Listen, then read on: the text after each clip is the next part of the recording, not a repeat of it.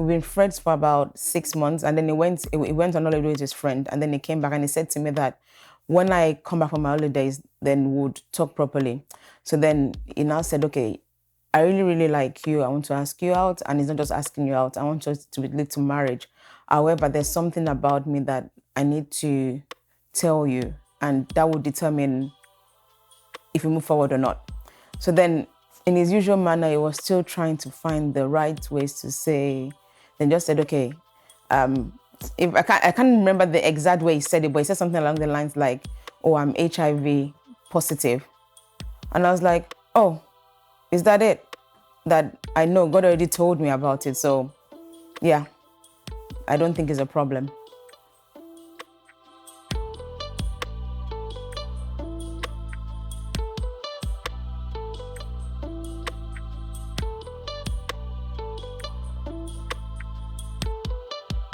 God had told me regarding my marriage that the person I was going to get married to was tied to my purpose and vision in life. So that meant to me that whoever I was going to get married to, I need to be mindful of the person I got married to, and I need to be selective and choose with God in mind. And I think at the time when I was thinking about marriage, one of the scriptures God gave me was Matthew 6:33. Actually, one of my mentors at the time asked me that, how do I feel not being married at the time? I think at the time I was about 28, and I think I had a few friends that wasn't gotten married. And I said to her, actually, God gave me Matthew 6:33 that says, seek you first the kingdom of God, and every other thing will be added unto you. And what that meant to me was that that is not my life. I just had to focus on God, know who God was, and I know that I'll be covered. And then as time went on, one of my mentors at the time said to me that I had too many riffraffs around me, and I needed to really know what I wanted in a husband, which had never crossed my mind. So he told me to write 10 qualities of the person I would like to marry, which was a difficult task because I'd never ever thought about it. I did write it, and he said to me I should qualify it. And then he said to me, if you're saying you want somebody that, for example, is kind, is patient, he said, are you all those things? He said, because if you're not those things, God will never prepare his son for you and then put his son in your life and then you destroy the person. So at that point, my prayer points changed from I want to get married to God, prepare me for the person you're bringing into my life. I think that was a day I was at home. I was watching, I guess it was CSI at the time, something ridiculous like that. And a name dropped into my spirit. And I was like, okay, I know that person. I don't necessarily talk to them. Actually, I don't even talk to them, but I know of the person. And I remember that I've always been told that if somebody's name dropped in the spirit, just pray for them. I just thought, okay. I just did a quick prayer and I went back to what I was watching. And then a name dropped again and I heard clearly. It's probably one of the few times I heard God clearly. And what God said to me was that, have you considered my son Akinka? Similar, actually brought the story of Job. That scripture that said that, have you considered my son Job is an upright guy and all that. And he said that, have I considered my son Akinka? That is an upright guy and that. And I was like, remember I was thinking, from where to where? I don't know this person. I know of him, but I don't actually talk to this person. And then he came again and God was like, that's the person you're going to get married to. And I was like, okay. But the only thing I said at the time was that if it's the person you want me to get married to, then you have to find a way for us to become friends, because I don't know anything about this person. I've really just seen the person around. So yeah, that was how I knew who I was meant to get married to. And then as time went on, I started doing a course at church, some counseling thing. Some lady at church decided to set up some sort of phone counseling thing. So she asked for volunteers, which I did, and we started training for it. So at the time, I used to work in the church office and I left. So Akinka was pastor's PA at the time. So I used to come to church early the training. So I think I used to have like an hour or so spare time before the training started. And we just started talking. And I think one of the first things we found out was that we kind of like liked the same quirky music. So not the normal gospel praise and worship that everybody listens to, but at the time, the likes of Lisa McClendon, Ty Tribbett, and he didn't know those sort of people existed. So that was one of the things we bonded about was music. Then as time went on, I found that we actually had loads of friends in common, people that I'd gone to uni with. We probably even gone to the same parties before, but we just never met. And I think what was actually much more interesting was that one of my very close friends in church they were actually living together. And I mean, up to now, when I think about it, how I never knew that they were living together still baffles me.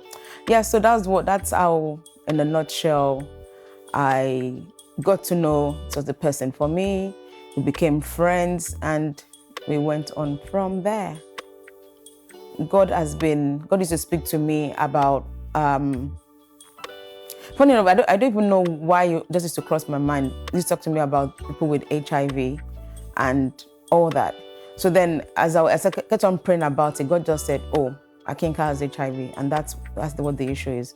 And I just thought, okay, if you said this is the person for me, I know that I'm able to deal and cope with it or whatever it is. So I guess the truth is that before he told me and God said what it was, the way I take God is if God has said it, then that's what it's meant to be.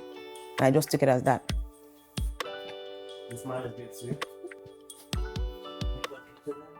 Yeah, right. Yeah. Ready? Let's do it. Let's go. Let's do it. Did I feel I was ever going to fall in love again? No. Was it something I even entertained? No. I wasn't interested. I wasn't bothered. I did not want to think about it.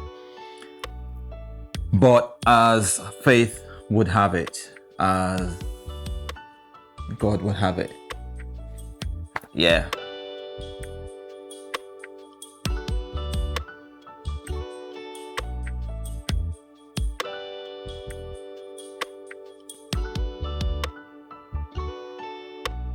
First heartbreak, what did it feel like?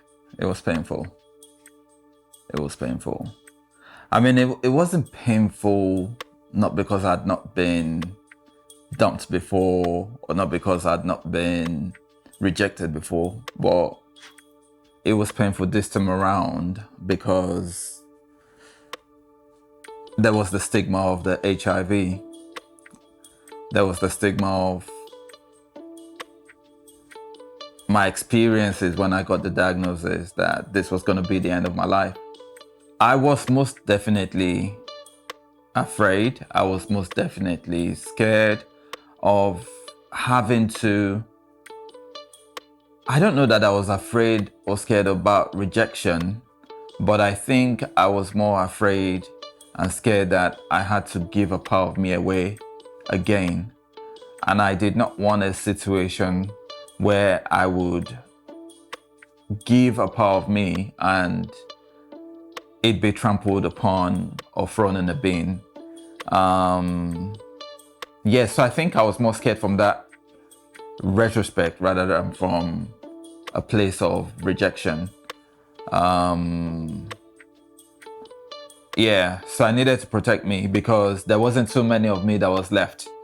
There wasn't too many of me that was in there, and I needed to guard that bit that was left. Hence, it wasn't easy, and I kept on going round and round the wall before I eventually spoke. Did. Yeah, I sure did, didn't I? Yeah.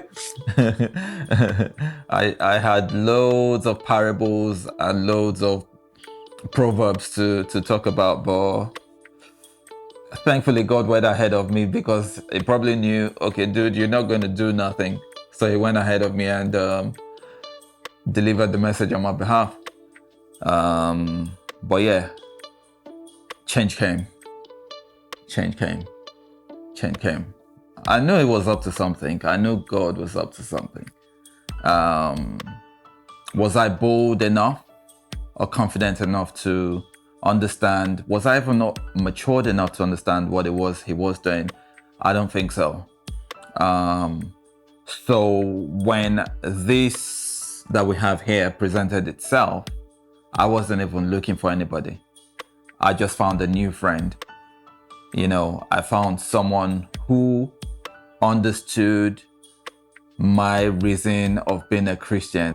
So we were just friends, and two became one. And two became four. Well, if you put it that way, yes, it did become four.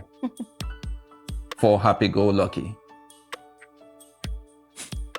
I guess from Akinka's, well, from what I say, some of the things that it thinks are limiting, personally, don't have to do with this, with the HIV. That's my opinion. It's just life. Do you understand? Because I look at some things, like I said earlier, one of the things that I had an issue with was having children. We decided to wait for a year when we got married, just so that we know each other and all that. Actually, I think you need to say the part where I just wasn't interested in going down that road with you. Oh, yeah, okay. Yeah, we decided to wait for a year before we even start thinking of having children. And then after I'd been to when God said to me that, yeah, it's good that you're going to get all the information you need in regards to having children, but that's not what you're going to have your kids naturally. And when God said that to me, I just said to God, I said, I'm not going to be the one to tell him that. You have to tell him yourself. We actually have some weird relationship with God. When God tells me something, I was like, no, you go tell him. And then God would tell him and say, you go tell her. And then I remember one day he said to me, I have something to tell you. I was like, what? He said, I don't know you're going to take this, but I think we should try having kids naturally. Oh, I said, I know that. I told God that is your son. Go and speak to him. I don't have that sort of energy and power to do that. So I think, so even with that, I mean, I know that, I remember when we told our pastor that we're pregnant, pastor was like, I thought you guys are going to wait. I said, da. And even when I told my mentor, actually, I remember one time my mentor was saying to me that, oh, what are you guys doing about having kids? And I was like, yeah, we would have them.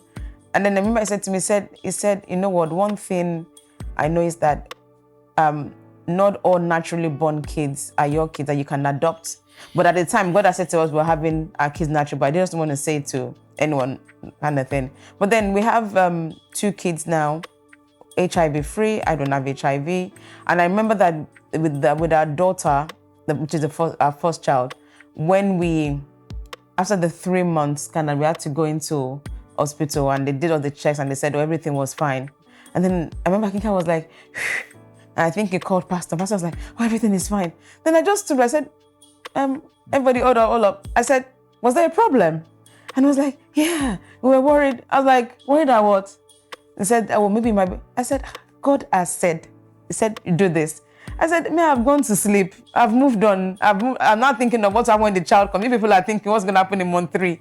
But it's just amazing that, and that's why I said that, personally, I don't think it put limitations, but I just think sometimes because the way you process things, you process things. So you kind of like, how do I put it? You kind of like try to see faults or things that are not necessarily there, which I guess is natural. And I guess maybe I'm saying that because I'm not the one with the diagnosis kind of thing. So I guess it's a different thing. But yeah, so I think actually thinking about it now, I think I would have that perspective because I'm not really the one dealing with it. I hear you. Yeah, but from my opinion, I don't think so. I hear you and I totally accept what it is you say. I think the battle was pre-diagnosis, but diagnosis has just elevated it even higher for me, and makes my battles become even more real. But like I said, every day, at least over the last 8 years, I've been in a place where I'm constantly being renewed in my mind and I'm living from a place of victory, hence highway into victory. you know, which is also a play on HIV. You know, we know that one of our purpose is to have a home that is ours. And when I say having a home, we're not just talking having a flat or having a 2-bedroom house. We're talking having a 6-bedroom, 7-bedroom type of a house. And the reason why is because of what we've been called to do. There is no given day that we do not have one young person, 2 young people stopping by in the house. Just, oh, I'm in your area, just stopping by. Are you at home? Okay, I'm coming now. You know, and that is what we've been called to do, to be able to do life with people. This last year gone was very significant for me because I got a lot of written words from all these young ones that we do life with, you know, and I get words like, thank you for making your home a safe haven for us, or thank you for opening the doors to your home for us, you know. Your house don't have closing time. I like that one. Your house don't have closing time. You know, I think recently one of my young guys said to me, when I come to your home, I can easily speak with you. And I know I'm not being judged or condemned. Now, that is our purpose. My mom was a single mom when she had me. And even when she got married, I think maybe into a year into the marriage, she got separation from my stepfather and the other things that had gone on. So even though at the time when my mom got married, there wasn't like a mom or dad in the house. But however, I didn't think there was anything missing because my mom's family are absolutely fabulous. I had all my family, my cousins, my aunties, and everybody around. But I never really had that family that most people had, mom and dad living together, everything okay and all that. So I think growing up, my idea of marriage wasn't the best. It was a bit warped. And there are also other things that happened even in families that you've seen. You think, what's the point? One thing I've always known was that I knew I was always going to get married and I was always going to have kids. That was always a given. But I think at the time as well, divorce was an option, separation was an option. It wasn't a big deal. But as I grew older and I got led into Pashala's ministry, I began to unlearn things that I knew. And I found that actually, you can actually have an awesome relationship. You can have awesome marriage. And because you probably didn't experience some of those things growing up, doesn't mean that you can't also experience it. So I think, And then when God also told me that my purpose was linked to my husband's, and then I met him and found out that, okay, these are the kind of things that we kind of like have in common, and we do them now.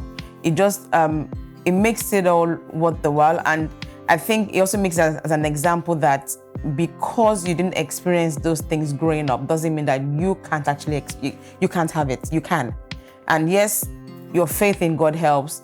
Having the right people around you, having the right mentors around you, and having the right perspective around you also helps, because I've had loads of mentors along the way, and I've seen so many examples of marriages that I'm thinking, okay, you can have that. So that in itself helps, and it also pushes you to want to help people more and make them think that, yes, you might not have the great example or even the great background, but you can still get a fulfilled married life or relationship.